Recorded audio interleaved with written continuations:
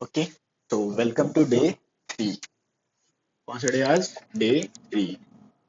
और अभी तक हम लोग वो सारे क्वेश्चन जिनको सीक्वेंस में लिखना है वो खत्म कर चुके हैं। वीडियो को 2 मिनट में पॉज करो और मन में क्या बोल याद करने की कोशिश करो कि वो 8 क्वेश्चंस कौन सा था और सबका स्टेप्स क्या है। वीडियो को तुरंत पॉज करके याद करो, क्योंकि हर क्लास से पहले रिवीजन करके आना जरूरी है। अभी तक सब कोई कर लिया होगा। चलो, तो आज क्लास में स्टार्ट होगा कि इंपॉर्टेंट क्वेश्चंस क्या क्या है मैनेजमेंट की। मतलब मोस्ट इंपॉर्टेंट क्वेश्चंस का बात हो रहा है।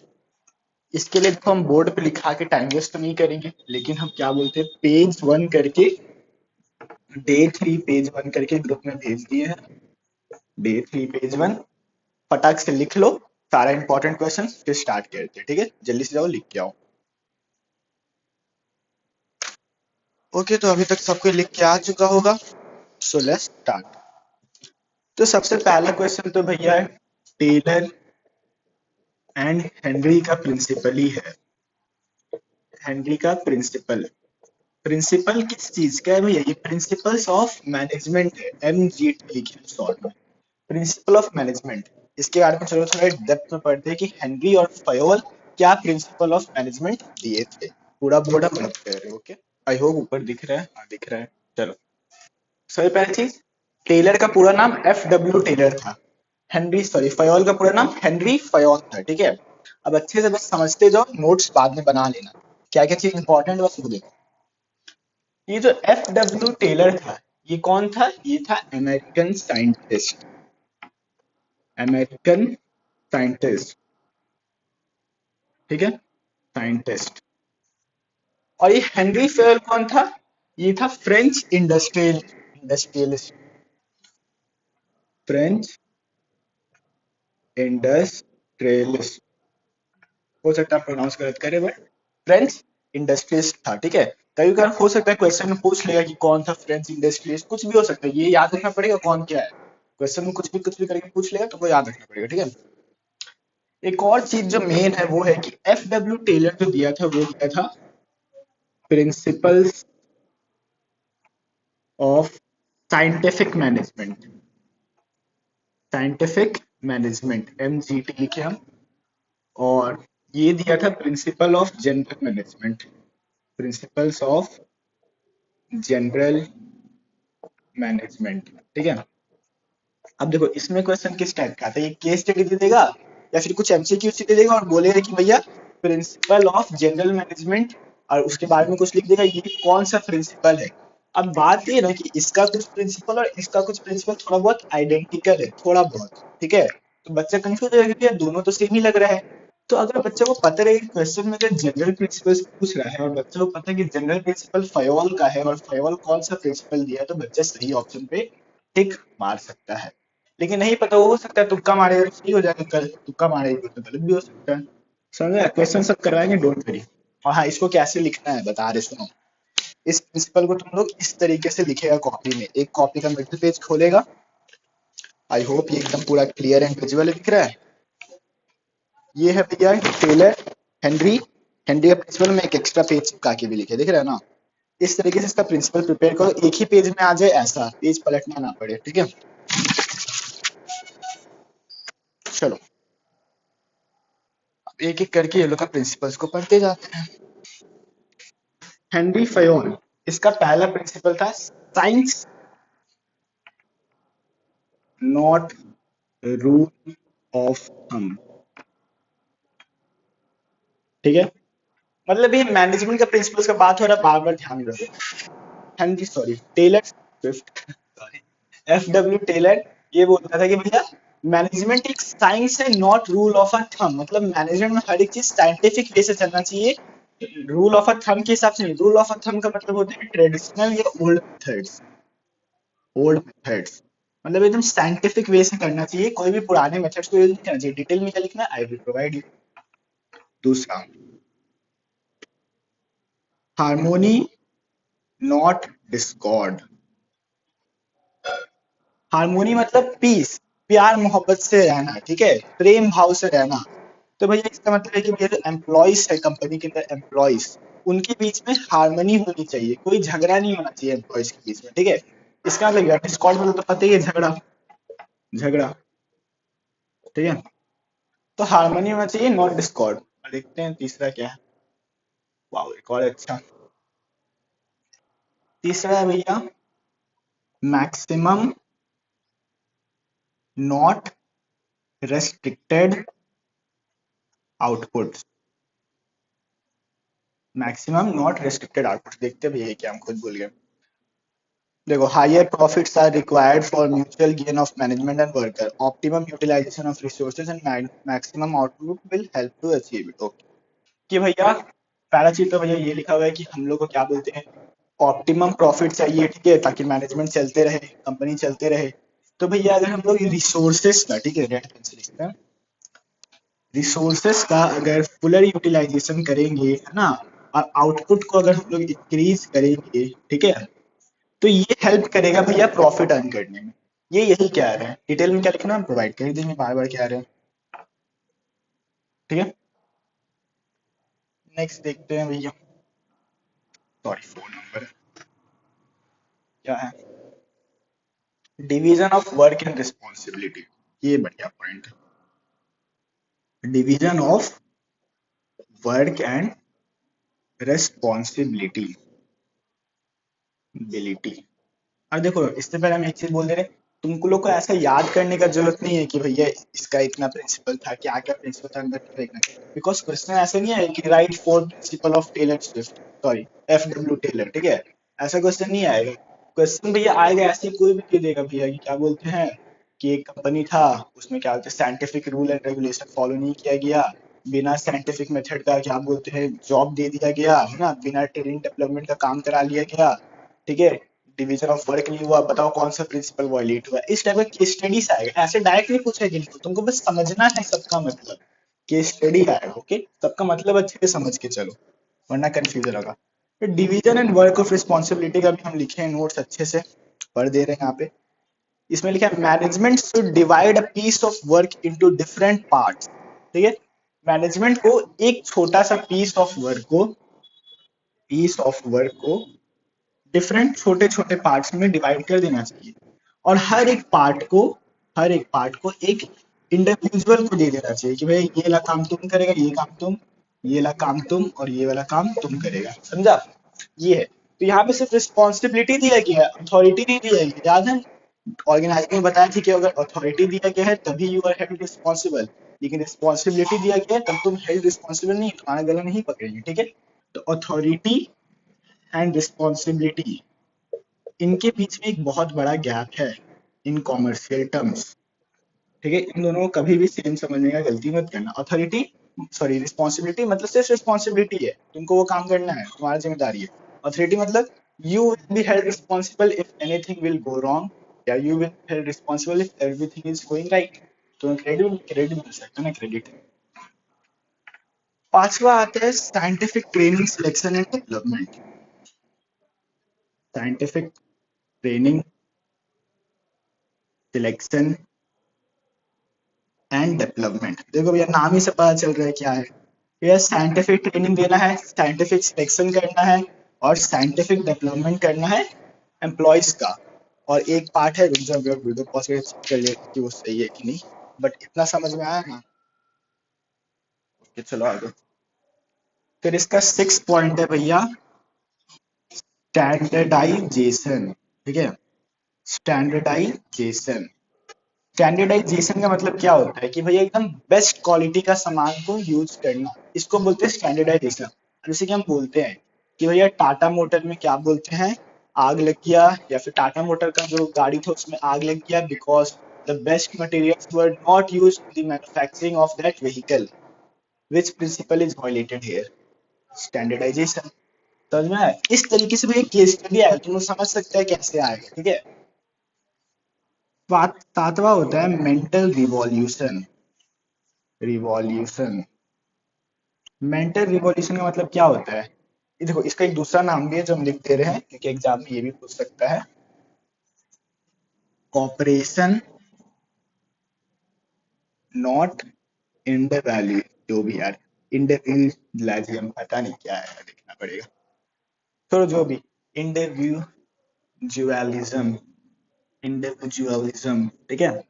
कॉपरेशन नॉट इंडिविजुअलिज्म जो भी, ठीक है, इसका एक दूसरा नाम भी। इसका मतलब क्या होता है कि भैया एम्प्लॉय को सोचना चाहिए कि जो एम्प्लॉयर है मेरा, है ना, वो मेरा फादर फिगर है, वो मेरे को क्या बोलते हैं, मतलब कि अच्छे से मेरे को ट्रीट करता है, वो अच्छा आदमी है, वो कंपनी का भला के लिए सोच रहा है। एम्प्लॉयर को भी ये सोचना चाहिए कि भैया एम्प्लॉय चोर नहीं है, उसको मतलब दोनों के मन में एक दूसरे के लिए एम्पैथी होना चाहिए, समझा ना, एम्पैथी, इज्जत होना चाहिए। अगर दोनों के बीच में इज्जत नहीं है तो भैया लड़ाई झगड़ा हो सकता है। अब जैसे कि मान लो कि भैया ऐसा एक केस स्टडी है ना कि रिलायंस डिजिटल में एम्प्लॉयज ने स्ट्राइक कर दिया because after many attempts managers are not increasing their salary, ठीक है, और मैनेजर स्ट्राइक कर दिया, मैनेजर लोग का कोई दिक्कत नहीं, करो भाई स्ट्राइक, कोई दिक्कत नहीं है। तो ये यहाँ पे मेंटल रिवॉल्यूशन चल रहा है, मेंटल रिवॉल्यूशन एम्प्लॉयज और एम्प्लॉयर्स के बीच में। या अब तुमको एक चीज दिक्कत लग रहा है कि भाई हर्ष मेंटल रिवॉल्यूशन या जो भी तुम ये वर्ड बोला और ये हार्मोनी वाला, ये थोड़ा सेम सेम लग रहा है, तो डिफरेंस समझ लो। हार्मनी मीन्स एम्प्लॉयज के बीच में प्यार मोहब्बत, एम्प्लॉयज के बीच में, कलीग्स के बीच में, ठीक है। और मेंटल रिवॉल्यूशन और कॉपरेशन नॉट इंडिविजुअलिज्म, इसका मतलब एम्प्लॉय और एम्प्लॉयर के बीच में कॉपरेशन होना जरूरी है।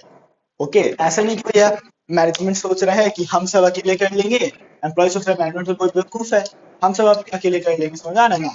डिटेल में क्या लिखना है प्रोवाइड कर देंगे। ये समझ में आ गया ना, वापस से देख लो फिर हम हेनरी फॉयल की तरफ बढ़ेंगे।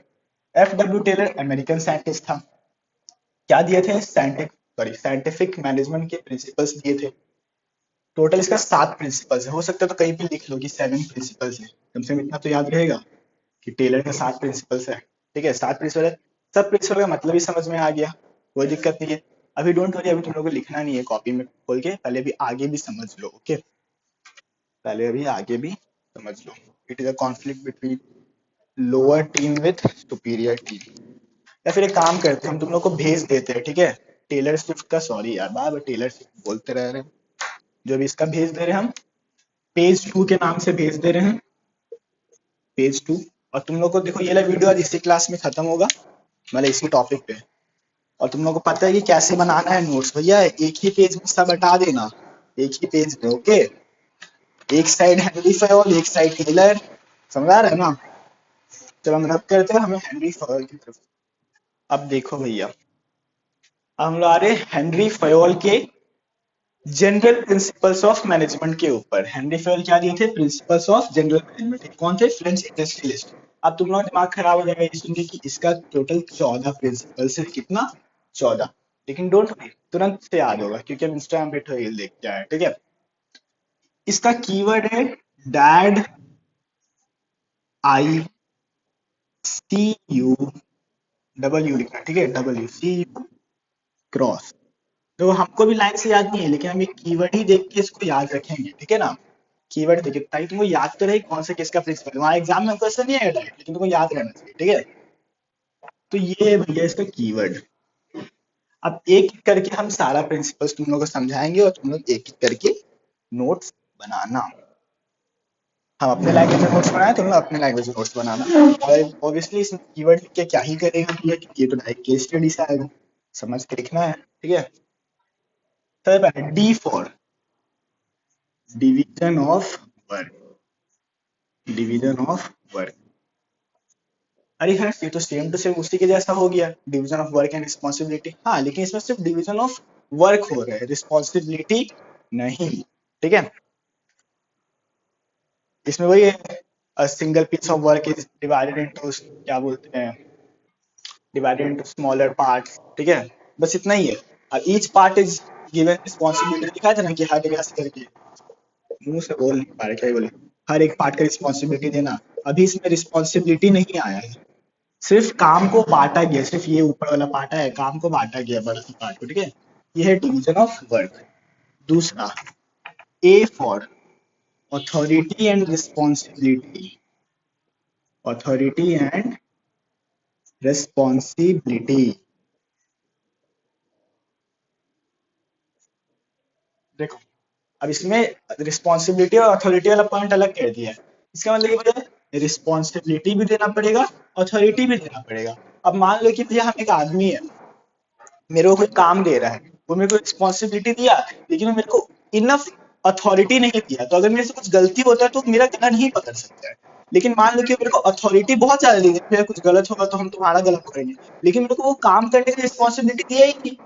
समझा है ना? मान लो कि मेरे को कोई काम करना बोले कि भैया हर्ष को क्या बोलते हैं रसगुल्ला बनाना है, उसका अथॉरिटी वो हमको दे दिया, लेकिन रसगुल्ला बनाने का रिस्पॉन्सिबिलिटी हमको दिया ही नहीं। अब रसगुल्ला कोई और बनाएगा, गलत वो करेगा, गलत मेरा पड़ेगा। तो इसमें सिंपल ये है कि भैया there should be a balance between authority and responsibility, दोनों के बीच में बैलेंस होना चाहिए, तभी जाके भैया काम हो पाएगा। अगर अथॉरिटी एक्सेस हो गया, रिस्पॉन्सिबिलिटी कम हो गया तो भी गलत है। अगर रिस्पॉन्सिबिलिटी बढ़ गई और अथॉरिटी कम हो गया तो भी गलत है। क्या लिखना है प्रोवाइड कर देंगे, बोले ना। और फिर एक और डी का मतलब क्या होता था हम तो भूल ही गए, वाह। चेक कर लेते हैं क्या दिक्कत है। हाँ याद आ गया, डिसिप्लिन। डिसी, समझ रहे हम फेल हो जाएंगे स्पेलिंग के मामले में। डिसिप्लिन, डिसिप्लिन का मतलब तुम लोगों को पता है भैया, डिसिप्लिन में रहना, एक प्रॉपर टाइम में आना, एक प्रॉपर टाइम में जाना। अगर तुम उस चीज को फॉलो नहीं कर रहे हो, वो चीज को फॉलो नहीं कर रहा तो ऑब्वियसली तुम्हारे पर पेनल्टी लगेगा। समझ आ रहा है ना? इसको हम लोग अच्छे से लिख सकते हैं, it is the sincerity and obedience towards organization rules and regulations. समझ आया? ये एक डिसिप्लिन, एक ओबीडियंस है towards organization rules and regulation. बस तुम लोग समझते चलो ना यार, अभी बस समझते चलो। डिवीजन ऑफ वर्क का मतलब समझ आ गया। सिर्फ और सिर्फ काम को बांटना। अथॉरिटी एंड रिस्पॉन्सिबिलिटी मतलब रिस्पॉन्सिबिलिटी और अथॉरिटी देना। एक्सेस रिस्पॉन्सिबिलिटी दे दी तब भी दिक्कत है, और रिस्पॉन्सिबिलिटी कम दे दी तब भी दिक्कत है, दोनों में बैलेंस होना चाहिए। ओके, चौथा देखते क्या है। चौथा है आई। आई फॉर इनिशिएटिव। इनिशिएटिव, इनिशिएटिव मतलब क्या होता है कि भैया जो लोअर लोअर मैनेजमेंट के लोग हैं, जो लोअर एम्प्लॉइज, ठीक है, उनको भी ये हक होना चाहिए कि वो मैनेजमेंट डिसीजन में सामने से बोल सके कि ये करेंगे तो अच्छा होगा, ये करेंगे तो अच्छा होगा, है ना? समझ आ रहा है ना? कि ये चीज अप्लाई करेंगे ना तो अच्छा हो सकता है। ऐसा नहीं कि भाई टॉप मैनेजर वाले लोग ही डिसीजन लेते हैं, नहीं, लोअर मैनेजर वाले लोग भी डिसीजन मेकिंग में पार्टिसिपेट कर सकता है। इसको बोलते हैं इनिशिएटिव। इससे क्या होता है कि लोअर मैनेजमेंट वाले लोग का करेज बढ़ता है, ठीक है, कि हाँ भैया मेरा डिसीजन ये लोग जो हम दिए आइडिया वो ये लोग माना, तब हम लोग उसका आइडिया माने, तो वो भाई वो काम एकदम अच्छे से करेगा। समझ आ रहा है ना? वो चाहेगा कि मेरा आइडिया लोग माना है, हम ये काम बढ़िया से करेंगे। ठीक है, पांचवा एस, ये आता है भैया, चलो, subordination of individual visual interest to general interest. इसका मतलब है कि भैया इंडिविजुअल को अपना इंटरेस्ट, जो एम्प्लॉय है उसका इंडिविजुअल इंटरेस्ट को हमेशा नीचे रखना पड़ेगा जनरल इंटरेस्ट। जनरल इंटरेस्ट क्या है? ऑर्गेनाइजेशनल इंटरेस्ट का बात हो रही है, क्या है? Organizational interest. ठीक है, अब भैया देखो, एम्प्लॉय लोग होता है भैया काम करो, वो लोग सिर्फ काम करता है पैसा के लिए, ठीक है, भैया पैसा मिलेगा, पैसा मिलेगा, बोनस मिलेगा, बोनस मिलेगा। अगर आदमी वही सोच रहे कि बोनस मिलेगा, पैसा मिलेगा, थोड़ा फिर उसका ध्यान कहीं और रहेगा कि भैया काम करेंगे तो बोनस मिलेगा, बोनस मिलेगा। उसको हमेशा जनरल इंटरेस्ट, ऑर्गेनाइजेशन इंटरेस्ट को सुपीरियर रखना है, और अपना क्या बोलते हैं इंडिविजुअल इंटरेस्ट को, अपना पर्सनल इंटरेस्ट को नीचे रखना है। ये हमेशा ऊपर रहना चाहिए जनरल इंटरेस्ट। इसको बोलते हैं subordination of individual interest to general interest. समझ में आया? उसको अपना लाभ नहीं देखना है, उसको किसका लाभ देखना है? कंपनी का। 6 नंबर पे आते हैं, जो कि ई। ई से आई थिंक इक्विटी होगा। इक्विटी, देखो इक्विटी मतलब ये सब अकाउंट से जो पढ़ा हुआ लोग होते हैं, इक्विटी मतलब शेयर कैपिटल होता है, ठीक है। लेकिन यहाँ पे इक्विटी का मतलब होता है कि भैया मैनेजर्स को जो है ना, देखो हम देख के बताए, ठीक है, कि मैनेजर्स को है एम्प्लॉयज के टुवर्ड्स काइंडनेस दिखाना चाहिए, दया भाव दिखाना चाहिए। और ये same to same mental revolution जैसा भी है कि दोनों को एम्पैथिक फील करना चाहिए, है ना, एक दूसरे के प्रति। सेम टू सेम बहुत सारे प्रिंसिपल सेम लगे, लेकिन इसका हम तुमको क्लास में चीट कोड दे देंगे, ठीक है। इक्विटी, कि भैया मैनेजर को एम्प्लॉयज के टुवर्ड्स काइंडनेस दिखाना चाहिए। और एक लाइन और ऐड कर सकते हैं, it's brings loyalty in the behaviour of employees. अब भैया मैनेजर एकदम काइंड रह के बात करेगी, अरे कैसे हैं सर, सब चीज ठीक है ना, हाँ हाँ, तो भैया एम्प्लॉय मेरी तरफ, हाँ सर सब ठीक है, हाँ कितना अच्छा है ना, हम इसकी तरफ एकदम लॉयल रहेंगे, कंपनी में अच्छे से काम करेंगे। इसको बोलते हैं इक्विटी। ये सारा वो सब प्रिंसिपल जिससे काम निकलवा सके आदमी से। Okay,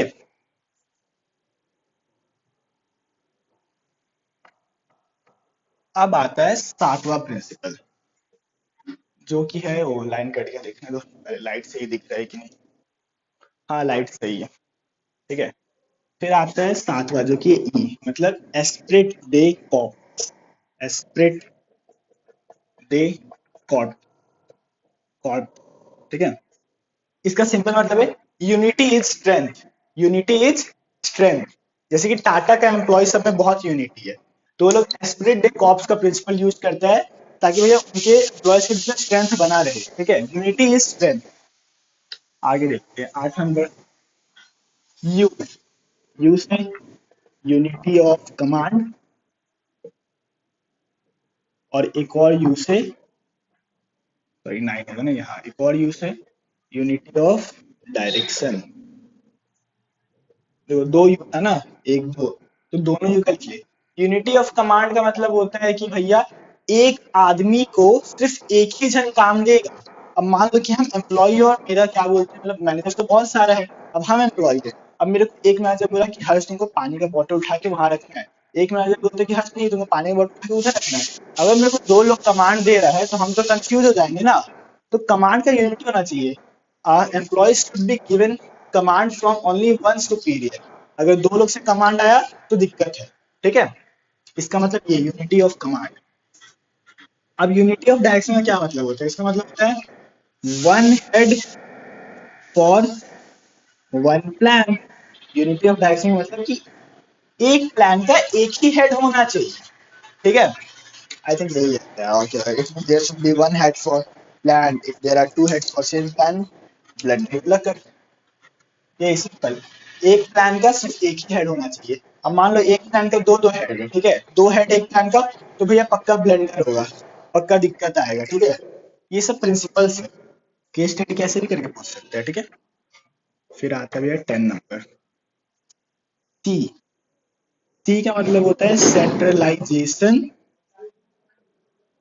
and decentralization. Centralization, centralization means decision making power is in one hand. Centralization का मतलब क्या, कि decision making power is in one hand. और डिसेंट्रलाइजेशन मतलब decision making power is in multiple hands, जो कि सेम टू सेम थोड़ा बहुत इनिशिएटिव जैसा ही लग रहा है कि भैया सबको डिसीजन मेकिंग में पार्टिसिपेट करने का मौका मिलना चाहिए, ठीक है। तो यही है कि भैया सेंट्रलाइजेशन मतलब decision making power is one hand. और फिर बाद में उसका जो फ्लो जाएगा नीचे तरफ कैसे समझा है, चलो हम वर्ड्स पढ़ के समझा देते हैं, ठीक है। आ गया, centralization means decision making power is in one hand, whereas its dispersal among more than one person is known as decentralization, ठीक है। जो भी डिसीजन मेकिंग पावर है, ये देखो डिसीजन मेकिंग पावर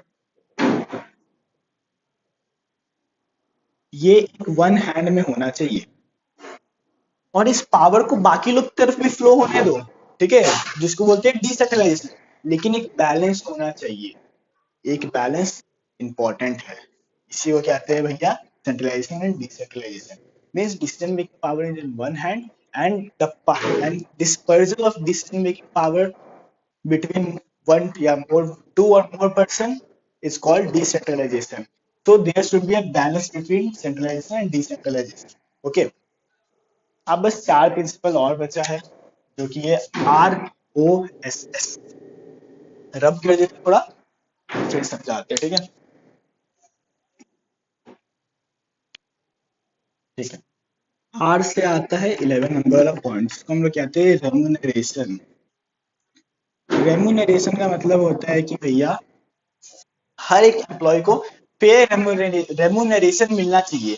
इनजस्टिस की क्या बोलते हो, फीमेल है मेल है या लंगड़ा है लूला है, उसको फेयर रेमुनरेशन मिलना चाहिए। अब जैसे इसे केस स्टडी आ जाएगा, ठीक है, कि भैया रिलायंस डिजिटल में है ना, लड़की को 50,000 सैलरी मिल रहा है और लड़का को 70,000 for the same job position, ठीक है। मैनेजर का पोजीशन के लिए लड़की को 50 मिल रहा है और लड़का को 70 मिल रहा है।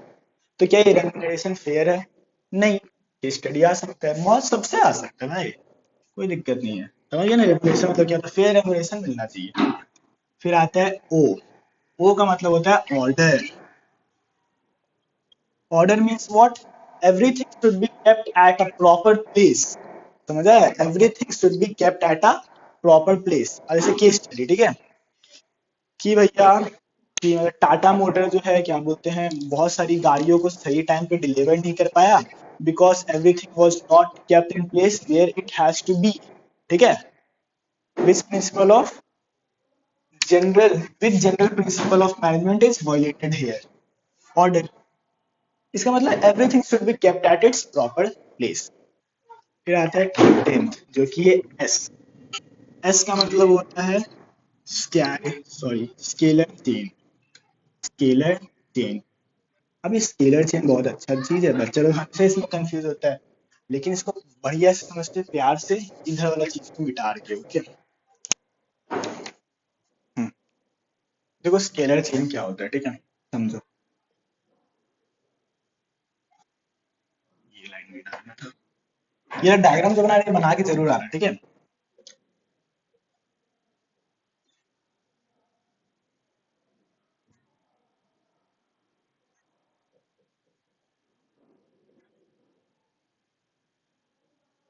जी, ये स्केलर चेन का डायग्राम है। अब सपोज कि भैया डी को जो है कांटेक्ट करना है जी से, किससे कांटेक्ट करना है, जी से।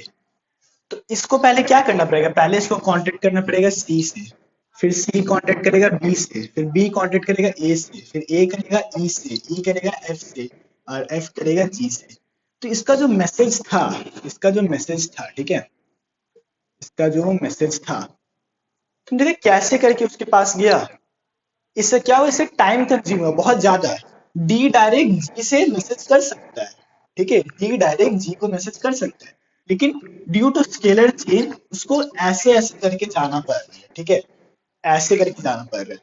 तो इसका सॉल्यूशन क्या है, इसका सॉल्यूशन है गैंग प्लैंक। क्या है, gang plank. Plank, gang plank का मतलब कि भैया gang plank enables D to communicate with G directly. Gang plank enable G to sorry D to communicate with G directly. अब इसके अंदर में लिखना क्या है, हम अभी लिखा देते हैं, सोच रहे।